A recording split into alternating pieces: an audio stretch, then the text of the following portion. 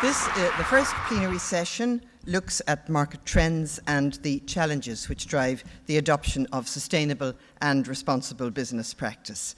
It's a matter of how employees see this, and I thought it was really interesting this morning the extent to which the role that employees play as a driver in this area really matters. People like to work for a decent company with decent values. That can matter as much as any pay or any conditions. Employees matter, suppliers and consumers matter, and also there's the whole question of environmental considerations. So this session is going to set out some of the background to the business cases that you're going to hear later from Shell, BASF and Royal Bank of Scotland. That's in session 2, and from Unilever, Marks & Spencer and Friends First in session 3. Now, at this stage, I was supposed to do a little bit of electronic voting. Tina, will we forget about it or will I try it? We'll leave it so until I'm given. Okay, so we will move on, and that's fine with me.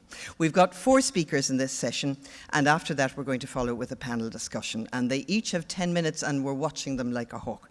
Anyway, our first speaker is Lloyd Burdett, who is Head of Global Clients and Strategy at the Futures Company, and it's a consultancy firm that specialises in growth and innovation strategy. They have as customers Unilever, Nestle, Diageo, Coca-Cola and Nissan. So would you please welcome Lloyd Burdett.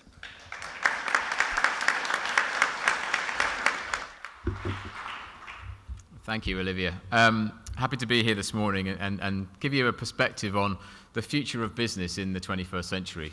As a consultancy, we have a lot of expertise in looking at the longer term future, monitoring change that's out there and then applying that to our clients' businesses.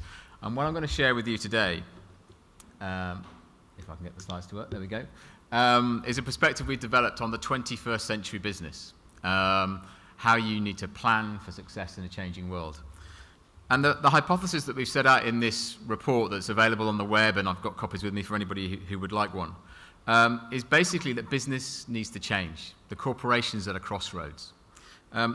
Never before have we had corporate behaviour towards society questioned and under so much scrutiny as we do today. There's a real sense that unethical and unsustainable behaviour by business should not be paid for by people and society. You only have to look at the furore over taxation, the likes of the Googles and the Starbucks of this world. They've fundamentally done nothing legally wrong. But in terms of how they're perceived by the public and society, it's almost as though they've broken every rule in the book. So the real sort of legitimacy of business, if you like, is being questioned. It's being questioned by communities. It's being questioned by consumers. And it's being questioned by people and society. Against this backdrop, we see a number of sort of key drivers, if you like, shaping the need for businesses to change. It's not just that we have low trust. It's not just that their legitimacy is being questioned. There are some other challenges out there in the environment that means that business needs to change. Resource shortages. I hate to mention the idea of water here in Dublin, given what's going on in the news at the moment, but things like water, energy, food, the natural resources that we all rely on are in short supply. Business has to respond to that. We're all aware of climate change and the impact that that's having. That's putting pressure on businesses to reinvent their business models. Equally, the pervasive technology, digital technology, is changing the business environment. It's putting business under a lot more pressure. Monitoring and analytics that you can do with digital technology now, really being expected by consumers to really show that your business is transparent, that your supply chain is transparent, that your business practices are transparent. And finally, against all of that, we've all got a sort of expectation that growth in the global economy is not going to get a lot quicker, a lot bigger anytime soon. Slow growth in the global economy is here for the next 5 or 10 years. There are a number of reasons for that, but it's basically the only thing that's certain is the fact that there will be some growth, but it will be slow growth, and it will be tough growth for businesses out there. So against this background, there are a number of things maybe we need to recognize about the business environment of the future. There's a sense that the things that we sell will be different. We no longer sell widgets to people. We sell whole experiences, we sell services, we sell value. The infrastructure and systems that we work with as businesses are very different. They're more networked. They're more complex. The systems are more complex. And the business environment is different. To quote the sort of VUCA phrase, which many of you may be familiar with, it's going to be volatile, it's going to be uncertain, it's going to be complex, and it's going to be ambiguous in the future. So, against that backdrop, are we sort of seeing a move towards capitalism 2.0? Well, I'm not sure about that, but we do see a number of things that we would see as the key pillars to a business in the 21st century. And these are set out on the left-hand side of the screen here. So there's 6 pillars, if you like, 6 key dynamics that we see as critical to a successful business in the 21st century.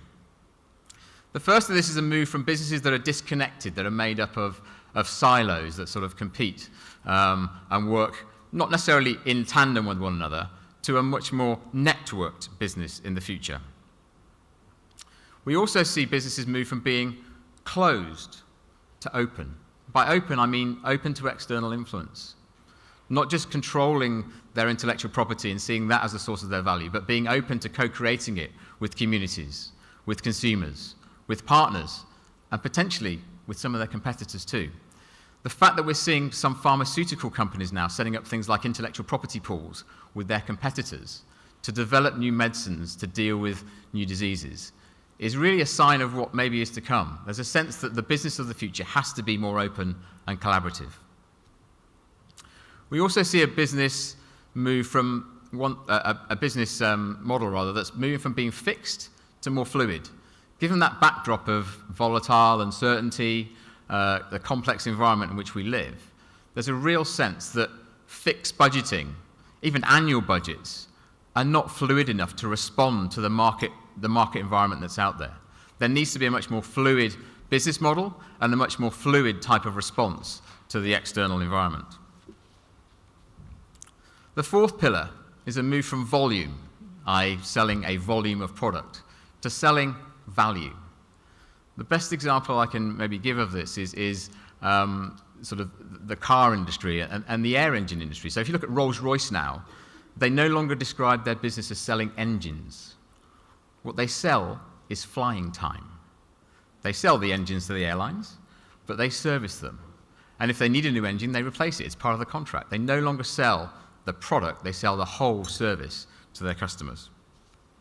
Equally, look at the way that the millennial generation interacts with the car industry, an industry that's coming more and more to people like us to tell them what their future should be. Millennials no longer want the car, they want the mobility that comes from the car, and they're turning to services like Zipcar and those kind of things to get the car when they need it. They don't necessarily need to own the product. So this shift from volume to value is a critical shift in the 21st century business. The fifth shift is one from risk to opportunity. I bet if I got you to do your voting buttons now and said, who thinks there's too much red tape in the environment right now, in your business environment, I'm pretty sure 80% of you would put your hands up, maybe even 100%. What we're talking about with a shift from risk to opportunity is seeing compliance with regulation as something that's actually an opportunity rather than a risk. Regulation is often a sign of a social shift that's out there. It's an early sign of a social shift in the environment. And businesses that really go with the flow of regulation and see compliance as an innovation opportunity can really succeed. Take a look at what the Japanese car manufacturers did to their US counterparts 5-10 years ago, seeing the change that was coming, seeing the environmental regulation that was coming, and responding to it. And the sixth change, and this may be the one that I personally feel most passionate about, is the one from consumer to a citizen-oriented business. And what I mean by this is that businesses need to think beyond their consumers as consumers. They need to think about them as people and as citizens. Believe it or not, consumers probably only spend 1% of their time interacting with any of your products and services, or at least thinking about them. If you make laundry detergent, believe me, they're not thinking about their choice of laundry detergent 24/7. Even if you're a bank, they're not necessarily thinking about their money 24/7.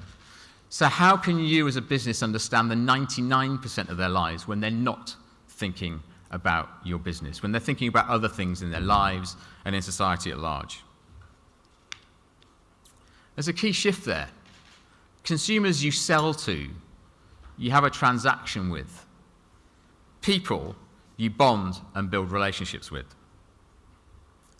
So on the right-hand side here, we have a snapshot of the 21st century business, a more networked and open business, a business that goes from creating consumer wants to fulfilling human needs, and a business with a highly trusted, engaged, and energized workforce. From this flow three imperatives for the 21st century business and three guiding principles for how you act. The first one is organizational culture beats strategy in the future. And I say that as a head of strategy in a corporation and working with a lot of people in strategy. Strategy is made by the top tier of management. It's the people who actually execute it. If your workforce isn't engaged and embedded and really believing in that strategy, believing in your values, then how are they going to execute the strategy? Secondly, the intrinsic values of your organization, your business, are what really matters. You know what's right, and you're guided by that. Your people are guided by that. And that's what's important, not just to your employees, but also to your customers. And thirdly, connections and relationships are absolutely key. We're moving to an economy, if you like, which is built around kinship, which is built around relationships, communities, and a sense that actually, if you really want to build a relationship with your consumer, they've got to be treated like they're part of your family. To quote Geoff Morgan here, just to finish up here, the quote on the screen sort of describes two models of building value in the 21st century. Geoff Morgan is a writer. He's written this book called The Locust and the Bee. And the key premise of this is, as a business, you can decide whether to be a locust or a bee. A locust, a predatory instinct, who takes value and almost steals it, no matter what your staff or your customers really think. Or you can be a bee that works with others for the best means of society to really grow a business with real value and real benefit for the economy, for society, and the environment. So my question to all of you in the room is, do you want to be a locust or do you want to be a bee? Or, and I always do get my mother into these presentations. I'm here in Ireland. Whenever I come to Ireland, I always have to talk about my mum. If you want to ask yourself a driving principle, if you're wondering whether what you're about to do is the right thing to do, just ask yourself one very simple question. Would you do it to your mother? Or your mummy? I should say my mummy, right? I'm here in Ireland. Thank you.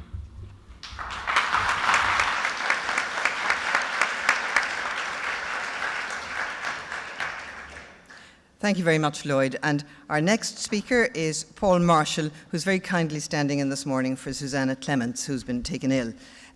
Paul recently joined the Chartered Institute for Professional Development. He's an ex-naval services man, and he's got considerable experience in executive recruitment. Paul. Good morning, everyone. My name is Paul, not Susanna. Our Deputy CEO was unfortunately unwell and sends her apologies.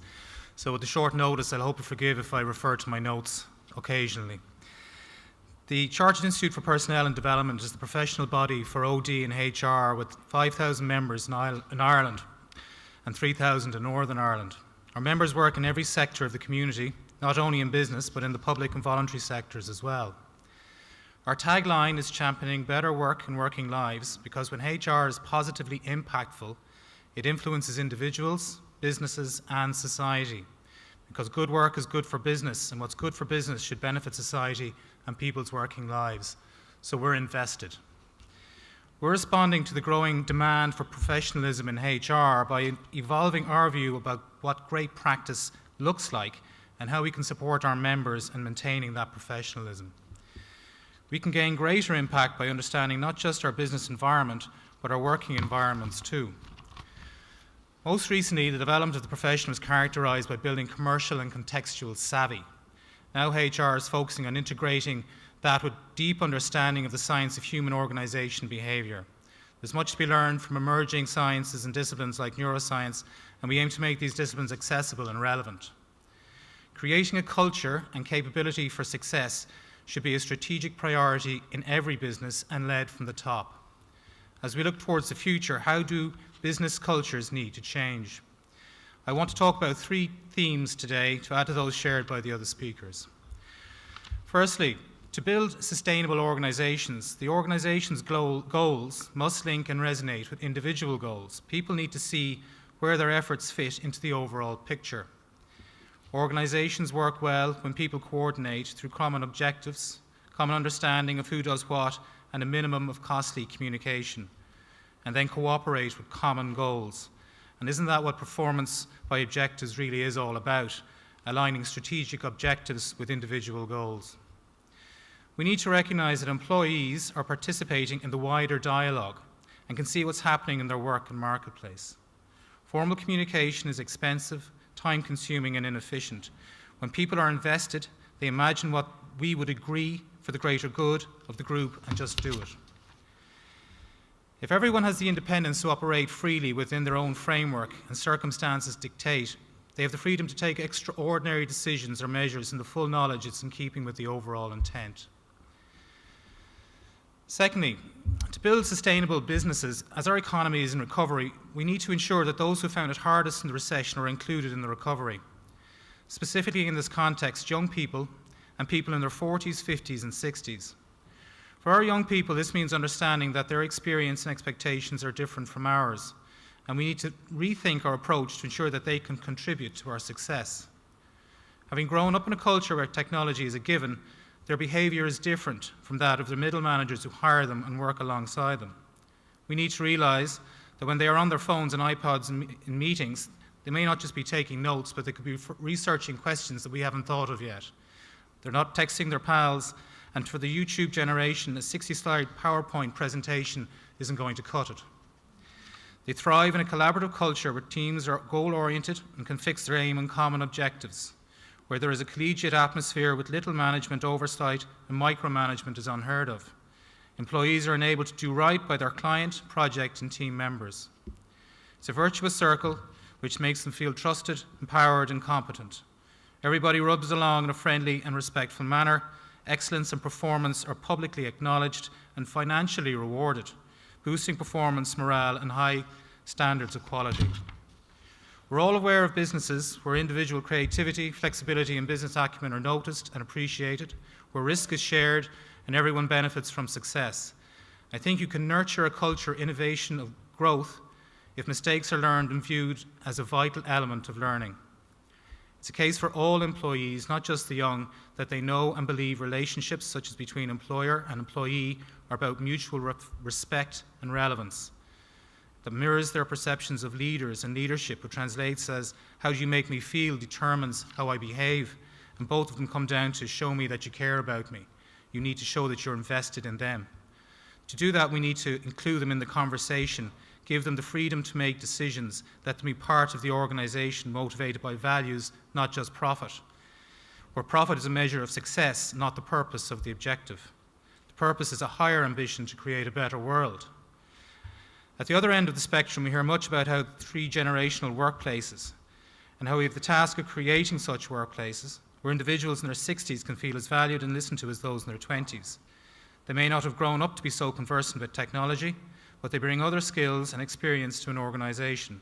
Maybe not as glamorous, but as useful and effective. We need to examine our prejudices about hiring older workforces and recognise that it's through a mixture of approaches and thinking that we can build truly sustainable businesses.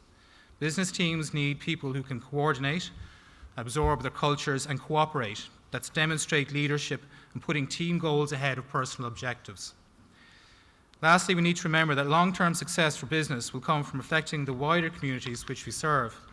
In our society, we have many families with both parents working flat out, but we also have a frightening number of households where either parent is working and have joined the ranks of the long-term unemployed while still in their 40s. They too have skills and value to society and represent your customer base. Don't forget them when hiring, because we have a strong propensity to hire by template when we know rationally that we need diversity to excel.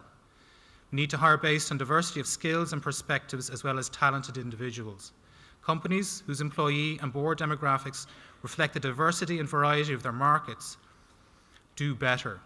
We need to work towards more inclusive and innovative hiring practices to ensure that we don't hire in our own image. And this doesn't mean just looking at age or gender, but for example, at hiring extroverts and introverts. Finally, there is something else to consider. I don't have any figures for Ireland for this at the short notice, but in the UK, the value of tangible assets is valued at 25 trillion, and intangible assets such as brand, corporate reputation, supply chain, intellectual property, and corporate governance, as well as sound CSR practices, are valued at $35 trillion. So to achieve your corporate or your business goals, create an organisation with a core purpose where profit is a cause to exist, not an end in itself. So, thank you very much.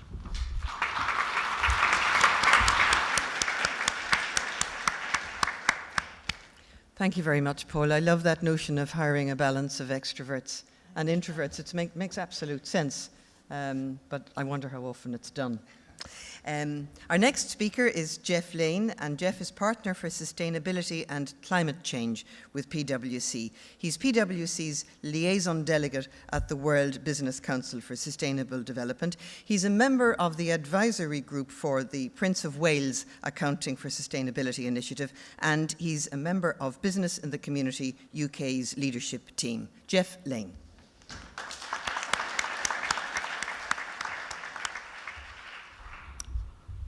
As you mentioned, I've got the privilege of working in a number of collaborative organisations, but as a consultant, it's also been my privilege to work with many of the organisations over the years who have been at the leading edge of thinking around sustainability, corporate responsibility, and the various other names that have been applied to this agenda. The ones I can speak about now, I'm currently working as part of the team supporting Unilever, for example. We're working with Coca-Cola. A couple of Danish companies that are leaders, Novozymes and Novo Nordisk, who you may be familiar with. One's an enzyme company. Not a very glamorous business, but a very important one. The other one is one of the world's leading diabetes companies. So one of the great pleasures as an advisor or consultant is you get a very broad perspective of developments in industry and in business. I think what it's true to say is that this is, as I said, not a new agenda. When I first arrived, my first job was at the Confederation of British Industry, and I remember at the time, and this was in 1986, helping to write a publication called Clean Up It's Good Business. And with the supplier lens on it, that of course focused not just on your own business, but how you could work with your suppliers, organisations in your supply chain to help them address both compliance issues, but also improving their waste management and therefore reducing costs within their business. I think it's true to say, though, that over the first 30 years or so of my career, 5 years at the CBI and 15 or so years as a consultant, the real focus for organisations themselves and folks working with their suppliers was ultimately around compliance, licence to operate, risk management, eco-efficiency, cost reduction. We saw in the late 90s an expansion of the agenda. Organisations like Gap and Nike and others started to face significant pressure on the social side of sustainability, issues around human rights, child labour, labour standards in the supply chain. So that broadened the agenda out beyond just environment and health and safety, which where it had been. But actually, in all honesty, the agenda probably continued to be driven ultimately by risk management, licence to operate, compliance and cost management issues.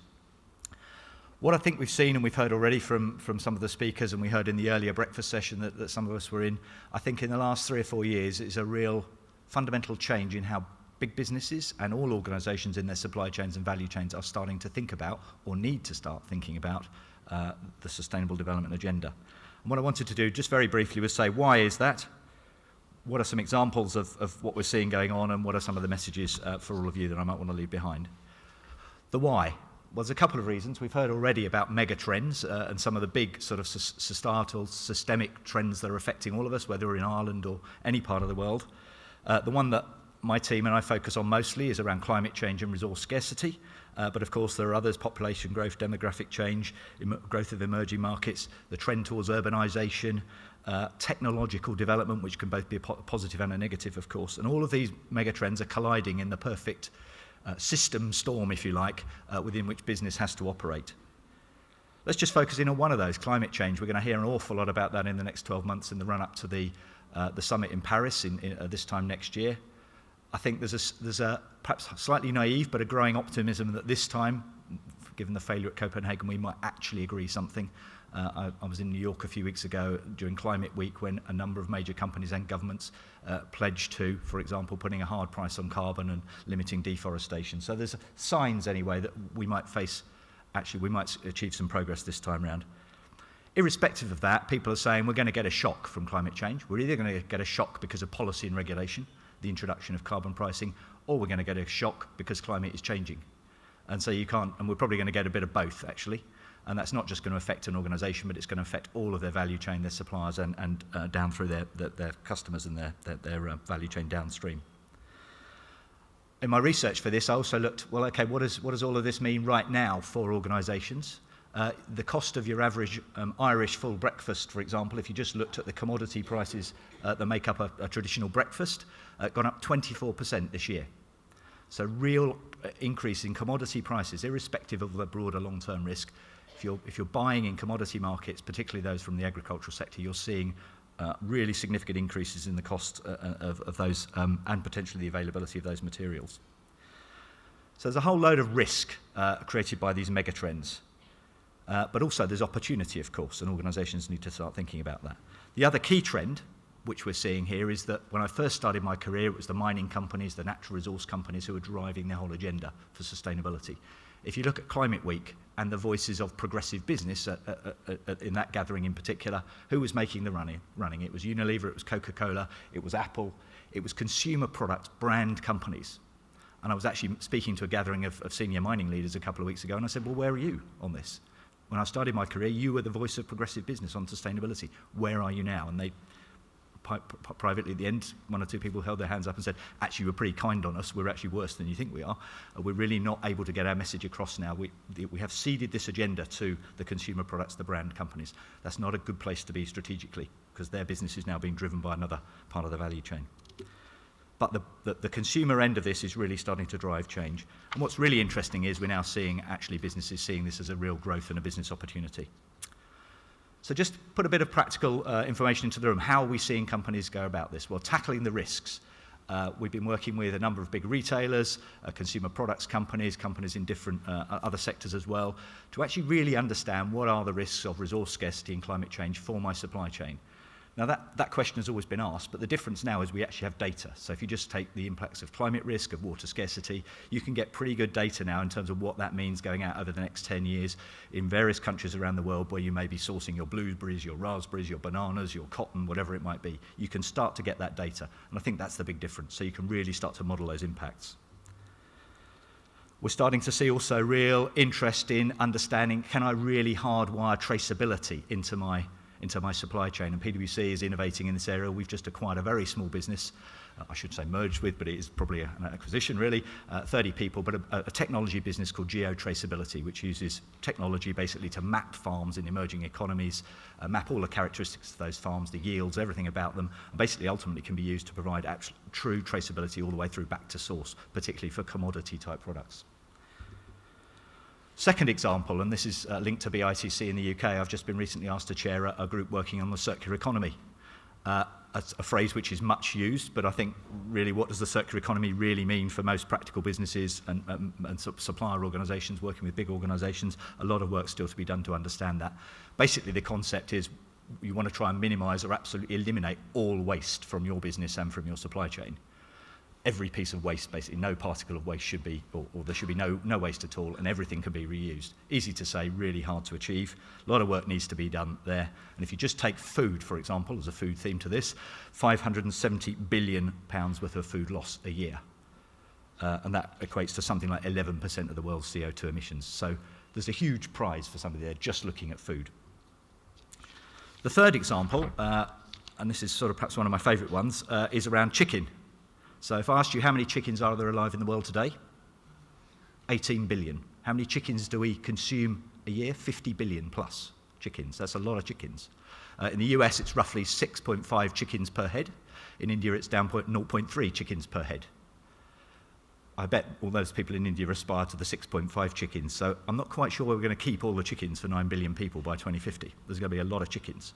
But the interesting thing is about chickens, of course, to produce a kilo of chicken meat, 2 kilos of grain have to go into the chicken to put on 1 kilo of weight. 3.5 kilos of CO2 per kilo of chicken. 4 litres of water.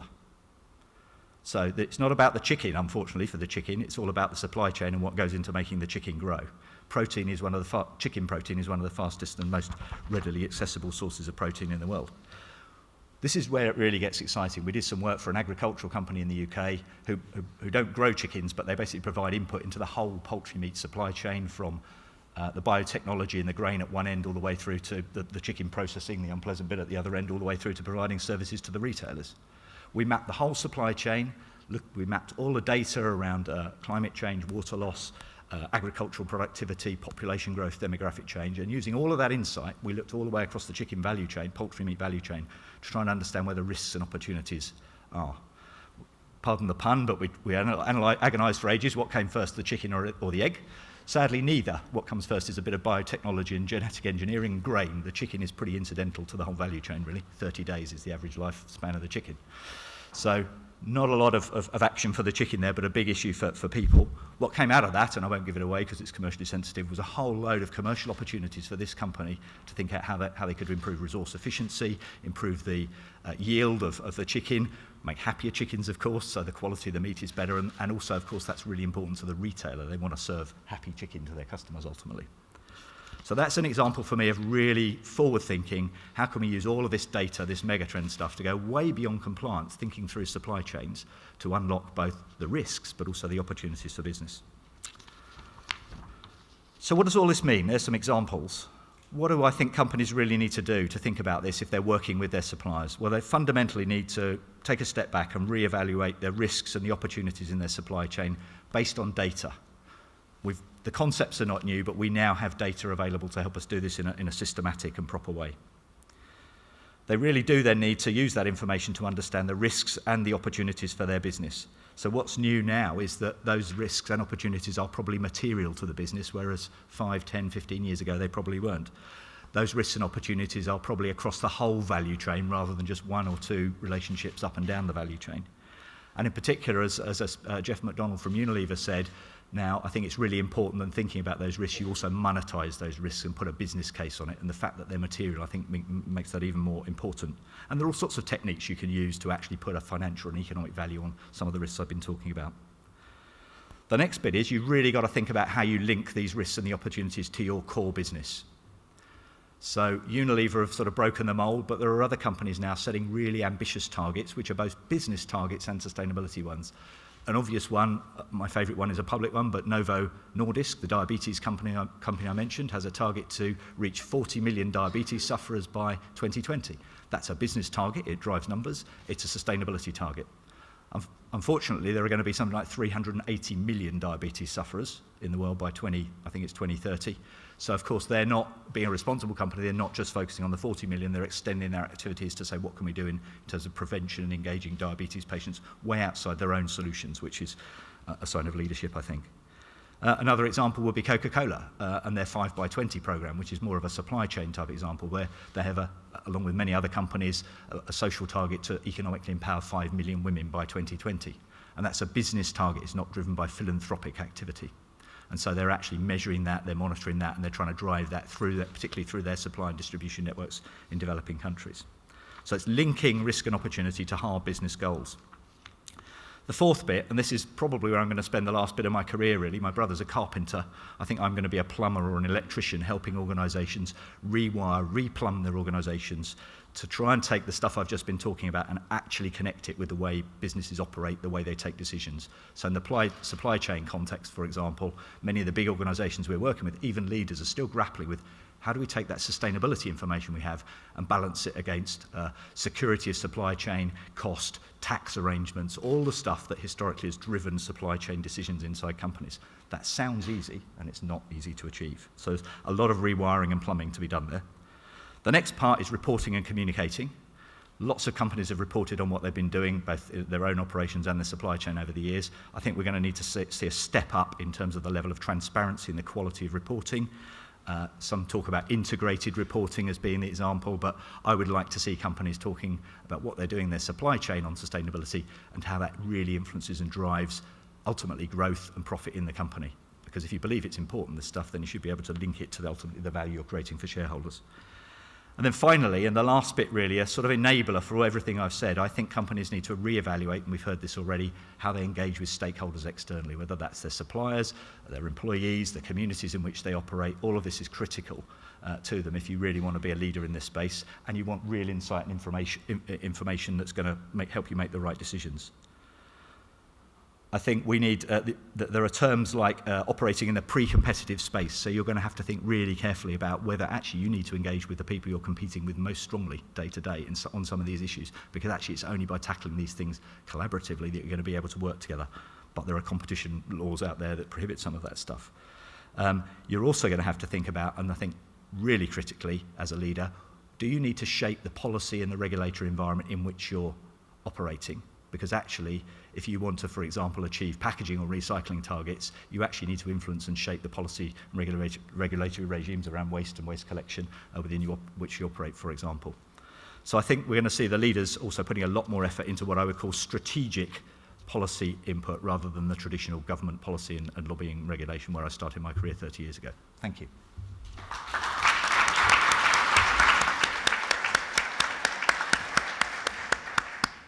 Thank you very much, Geoff. And our last speaker is Sheila Killian, who's Assistant Dean of Research and also the Director of Principles for Responsible Management Education at the Kemmy Business School in the University of Limerick. She's on the UN Advisory Committee for Principles for Responsible Management of Education, and before that she worked as a tax advisor for Ernst & Young, KPMG and Arthur Andersen. She's one of RTE's favourite panellists, and there's very good reason why. Sheila Killian.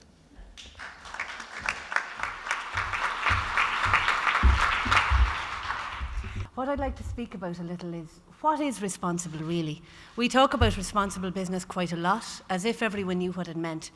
And in fact, we don't. People disagree all the time. So if you take responsible in terms of the dictionary definition, responsible means often it's used in terms of blame. You know, someone's responsible for the accident. BP were responsible for the spill. Or you can use it in terms of someone has reached the age of responsibility. You know, you're 10 now, you need to take responsibility for things you didn't take responsibility for when you were 3. Or you can be responsible in the sense of being a responsible person. You know, you're reliable, you communicate well, you've got integrity, you do what you say. So we'll see how those things translate into corporate responsibility. When you look at corporate responsibility and you say, right, I'm a company, I want to be responsible, where do I start? You can start by looking at standards. And there are a whole range of them. The UN Global Compact is obviously at the base of all of them. Global Reporting Initiative is really useful for generating the kind of data that Geoff was talking about.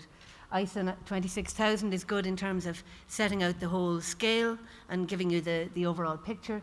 We've got the OECD guidelines and the ILO, which bring it down to a micro level, and obviously you've got the Business Working Responsibly mark, which brings them together and translates them for Ireland. So that's great, and the standards are very useful, but there's a bit of a danger with standards that you focus on compliance. So you say, right, this is the standard, here's the bar. If I reach that bar, I'm fine. This picture is from the UN Global Compact website, and it was taken in Mozambique a couple of years ago. And this girl who's holding the baby, she's in what is euphemistically called a child-led household, which means that there's herself and her younger brothers and sisters living in a shack with nobody particularly looking after them. Now, she is responsible for her baby sister. I think everyone would agree she shouldn't be responsible for her baby sister, yeah? Like, that's not the kind of thing that should be the responsibility of a 12-year-old. Nonetheless, the sister needs her. So she is currently responsible. You'd have to hope that since someone took a photograph, they were with an aid agency, and this particular girl is in a better situation than she was before. But you have tens of thousands of such situations all across sub-Saharan Africa, where you have girls like that who are unfortunately having to take responsibility that they shouldn't. And this is, I guess, part of the danger of standards, because sometimes as a company or a business or a non-profit or somebody in the public sector like I am, you end up with a clear present responsibility which is outside of the standard, which you have to take responsibility for if you're going to call yourself a responsible person or a responsible business. Because we are essentially all human, and we need to bring our humanity to work and say, actually, someday people will look back on this and they may judge us for not taking action here. The standards also changed through time. This famous picture was taken in the early part of the 20th century in Manhattan. And you know, you've got Irish and Polish workers, and they're sitting out in a girder having their lunch. I mean, it's ridiculous, yeah? You know, and in terms of health and safety standards, that's clearly insane. So you can look at a picture like that and you can say, bless us, well, we have really improved. But you can look at a picture like this, which was taken in Ghana 2 or 3 years ago, and you can think, well, we haven't improved that much, actually, in the global scheme of things. I mean, he's got a hard hat. It's not really going to help. So the standards shift, and they shift through time, and that's nice, it's good, it's very important. They also shift geographically. Things that are acceptable in here are not even on the radar in other parts of the world. And this is where organisations like the ILO are very useful in terms of painting out the picture, particularly if you're expanding overseas. But you also need to think of the girl in Mozambique, think of your humanity, think of what you think is actually the right thing to do, think of what your mother might think. Because a couple of years ago, the idea of the building integrity of the building which happens to hold the supplier which you don't own, which is making your product, that'd be far off your radar. But then you had that disaster in Bangladesh, and you had people looking at the labels of the clothes which were found in the rubble, and pretty rightly calling to account the very powerful multinationals who were involved there. So you've got to think beyond the standards. You've got to think beyond what's acceptable now, and particularly what's acceptable here, and try and think, actually, if we're going to be human, what are we doing? So here is where I think there is a role for business schools. And business schools, I've got to put my hands up, have not covered themselves in glory in the past. Business schools have turned out leaders who are focused on the short term and on shareholder value. And if you talk stakeholders, you can say shareholders, yeah, and okay, maybe employees and perhaps the community immediately around the gate. Must we go further? So that has been the dominant paradigm in business schools. And we're very lucky in the Kemmy Business School, which is something that Jim Kemmy might have been very happy with, to be involved with the United Nations quite a lot.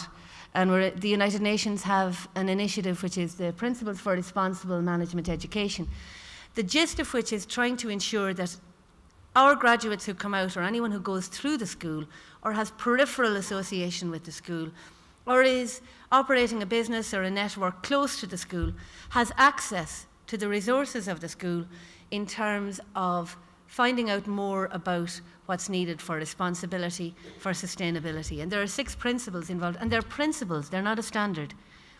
So they're principles in terms of what we teach, what we research. And I think it's important for business schools, because all business schools, all universities in Ireland are publicly funded. So if we're publicly funded, we shouldn't just be talking to the people who are lucky enough to come through our gates, because vast majority of the population doesn't get to do that. So there's an important kind of responsibility on us to try and contribute to the public discourse and to try and spread our resources, such as they are, beyond our own particular immediate stakeholders in terms of our students. So in terms of that, there are certain trends which are coming up, not necessarily overlapping with the trends that influence business, but these are the kind of things that will be held, for which companies will be held responsible a little more in the future. So obviously there's human rights, and it was great to hear Tina putting that sort of front and centre at the beginning. Taxation, obviously. When you think of the basics of corporate citizenship, what do citizens do? Well, citizens pay tax, they have a loyalty to a country, so it figures that taxation is an issue. A couple of years ago, taxation wasn't particularly an issue. A year and a half ago, I was at a different UN committee, the Committee of Experts on Taxation, and I was having a conversation with some people who were very senior people in very large multinationals who were in charge of their tax, and they were talking about the protests that were coming their way, and one of them said, I don't know, all of a sudden all this is supposed to be wrong. And I think that's the kind of phrase that's going to haunt the boardrooms, because standards change, and things that seem perfectly fine now, we will be faced with kind of suddenly this is supposed to be wrong. So you've got to think forward, think in terms of procurement, think in terms of the kind of meta-regulation that comes from the EU and from larger organisations. For smaller companies, think in terms of operating within networks, and obviously water, and obviously issues around partnering. I see my light is amber now, so I won't go on too long. But to bring it back to the meaning of responsible and what responsible means, that I am told is the Chinese character for responsible. My Chinese is less than fluent. So if anyone, I'm not even going to attempt to pronounce it. But what's nice about the character is if the calligraphy, again I am told from a good friend who should know, the calligraphy contains elements of holding to account, but the dominant element is leadership. And that's something that doesn't really reflect in the dictionary definition of responsible, but it's something that's pretty important in terms of corporate responsibility, and corporate obviously applies to non-profits and to public sector and to everyone in the room, not just to for-profit corporations. But I think leadership is really pivotal in this, and we can all lead our own element of the organisation, and you need to empower everyone in your organisation to be a leader for this agenda. Setting the tone at the top is very important, but it needs to trickle down, and people need to feel, I, in my capacity as the person who leaves out the bins, has a responsibility to do this in a kind of a way that projects what is the ethos of the organisation. So I'm red, so we leave it at that. Thank you.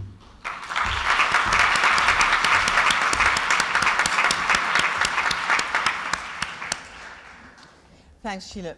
I remember at the time that the business school in the University of Limerick, they announced it was going to be called the Jim Kemmy Business School. And I remember going, what? Committed socialist, you know, business school named after him. But in fact, as you've spoken there, it puts into context the ability of your school to take a different view of business. So I'm just wondering, looking at Irish business, what's the one particular thing you feel Irish business needs to do to move towards a more responsible and sustainable model? I guess the thing that Irish businesses might need to do is think about what CSR means. Because for a lot of Irish companies, they think of it as just corporate social responsibility. Corporate social responsibility, I'm sorry, journalist you're in me, right. yeah, okay. People think of it as just philanthropy and just charity. And charity's great. In another capacity, I chair a charity and well up for donations. But charity isn't about being a responsible company. And so firms need to use the word differently. And it's wonderful, there is a national plan on CSR, and it's very much having this kind of educating the public discourse on it, because corporate responsibility is about running your business in a responsible way, not just about getting your name on the football jerseys. Yeah. Lloyd, just pulling you in here in terms of what you were saying when you were talking about tax, of course, and the fact that just because something's legal doesn't mean that it's responsible. Do you think that the publicity that there has been, particularly over the double Irish, as we call it here, the controversy about that, that companies like Starbucks and Google and whatever have been highlighted as taking advantage of, is that going to make it harder for them to hire good people? Yeah, I think it already is, in truth.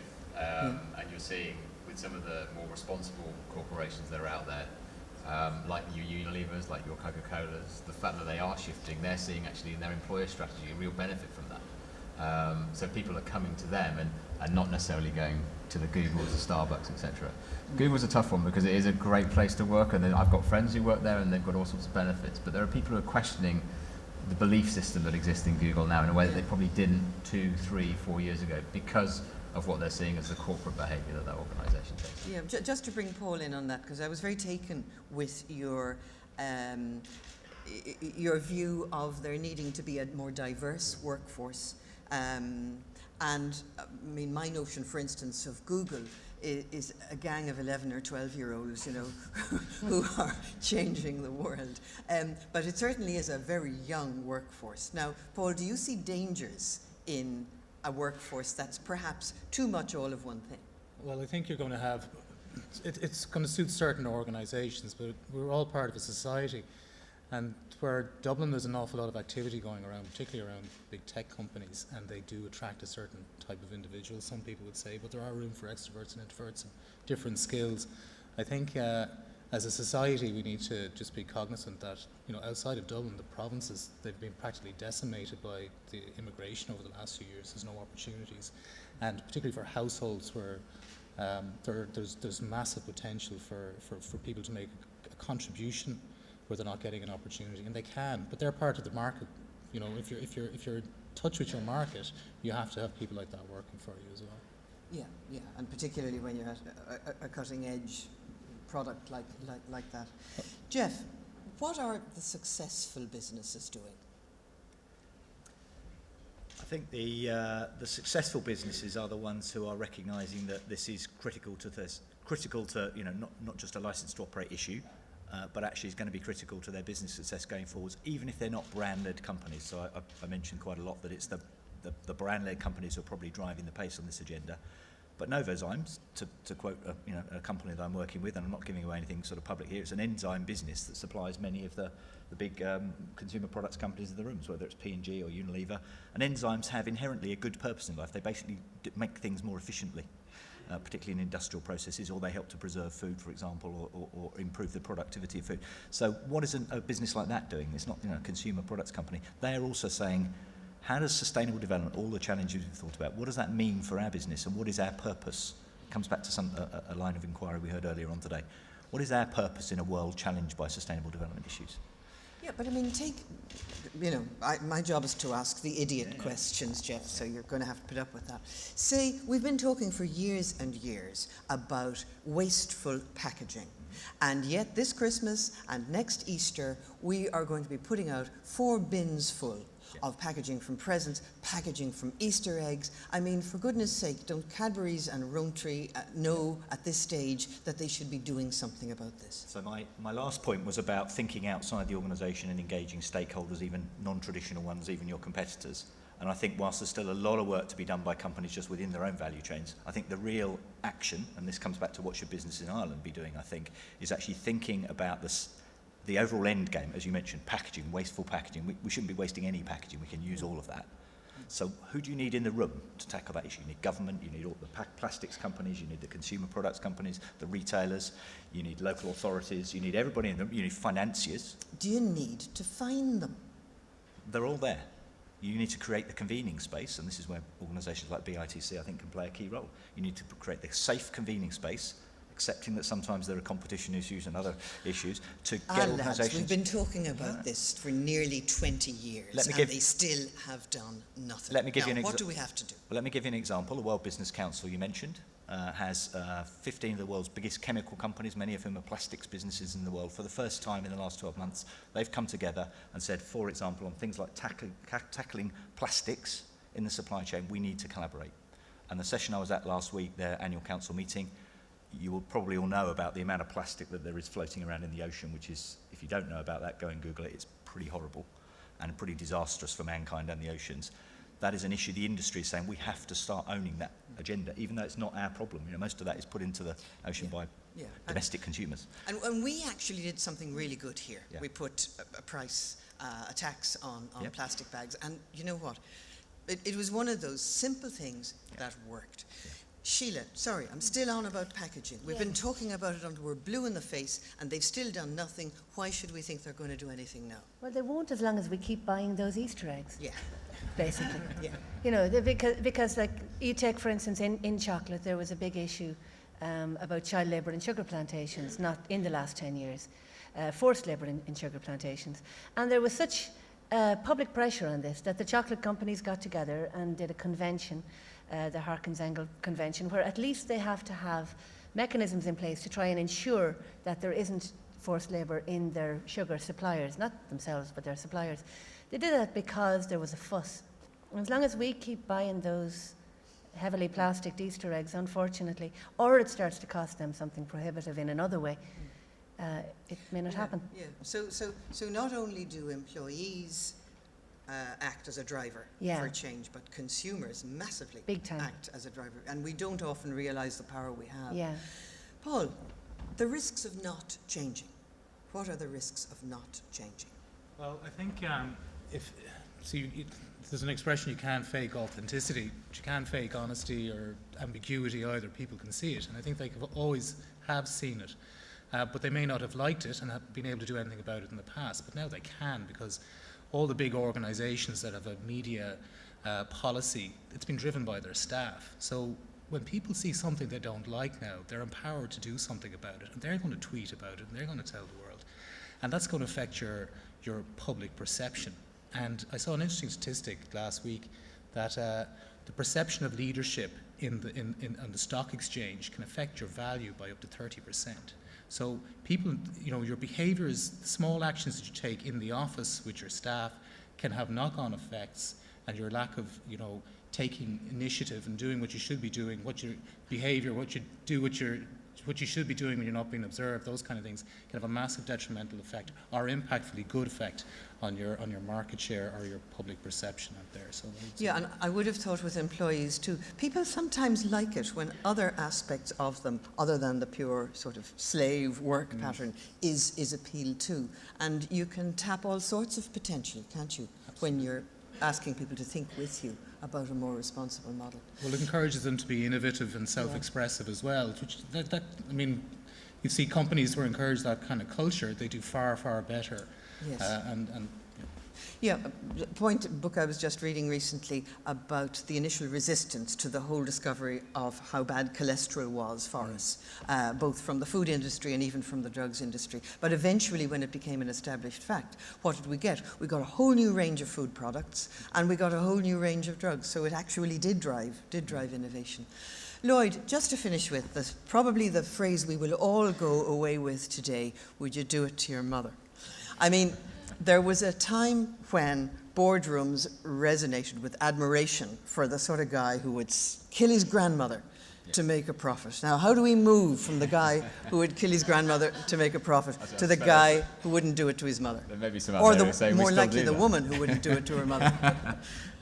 I think it is partly about recognising some of the dangers that we've spoken about. So in terms of moving, whether that's coming from supply chain risks that Geoff spoke about, or some of the people engagement risks, the employee engagement risks, and the reputational risks that come. And I think there is a sense that we need to encourage ourselves as a leadership community, but also all of our staff and our employees to ask those questions time and time again. So for the organisations that do this best, and we'll hear from some of them, I think, during the course of today, their employees recognise and they kind of ask the question, should I be doing this or not? Is it the right thing to do? And they'll tell you, no, it isn't. That isn't what we do. We don't do it that way. And I think there is a sea change going on in the better organisations out there. Yeah. The ones that aren't there yet, they need to ask themselves the same question. So I'm trying to get the same culture change going. And that's what this is, ultimately. It's a culture change.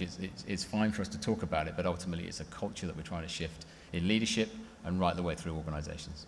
And that sense of pride, I've been conscious of that for years, that to work for an organisation you can be proud of, and that you can mention at the cocktail party that you work for, actually makes a very big difference in terms of one's own self-esteem. Listen, thank you. They pride themselves in this organisation on finishing things in time, so I'm going to keep to that pattern. So just to say thank you to Lloyd and to Paul and to Geoff and to Sheila Killian, and I'll hand back now to Tina.